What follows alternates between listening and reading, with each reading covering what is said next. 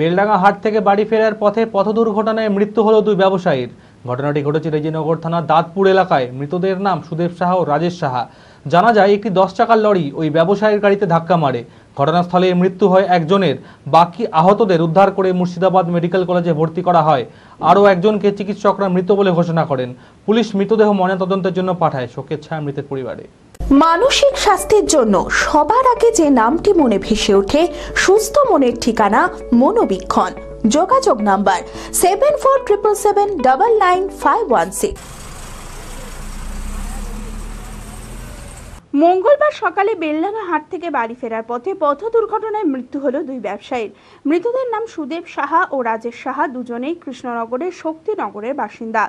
জানা যায় রেজিনগর থানার দাঁতপুর এলাকায় 10 চাকার একটি লরি নিয়ন্ত্রণ হারিয়ে ওই ব্যবসায়ীদের গাড়িতে ধাক্কা মারে। ঘটনাস্থলেই মৃত্যু হয় একজনের। তবে রাস্তার ডবল লাইন না থাকার কারণে বারে বারে দুর্ঘটনা ঘটছে বলে অভিযোগ। আমাদের রেডিমেডের ব্যবসা আছে বেলডাঙ্গায়, আমরা হাট করে পাইকারি ব্যবসা করি।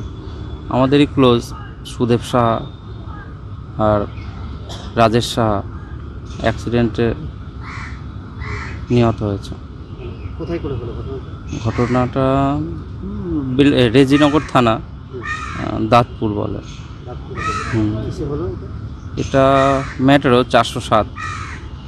এটা ধাক্কা বলতে উল্টো দিক থেকে আমরা বেলডাঙ্গা হাটের থেকে ব্যবসা করে ফিরছিলাম, বাড়ি ফিরছিল। আর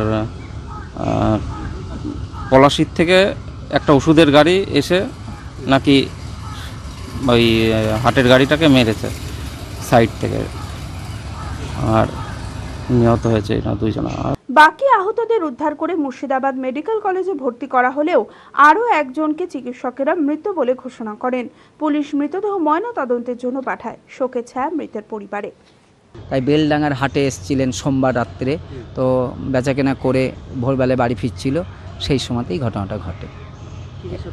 এটা আপনার ওই 10 চাকা লরির সাথে আপনাদের ওই পিক আপ ভ্যানগুলো, মানে পিক আপ ভ্যানে করে ওনারা বাড়ি ফিরছে। বাড়িতে এখন ওনার ওয়াইফ আছে, একটা ছেলে আছে, আর বুড়ো বাবা মা, আর কেউ নেই।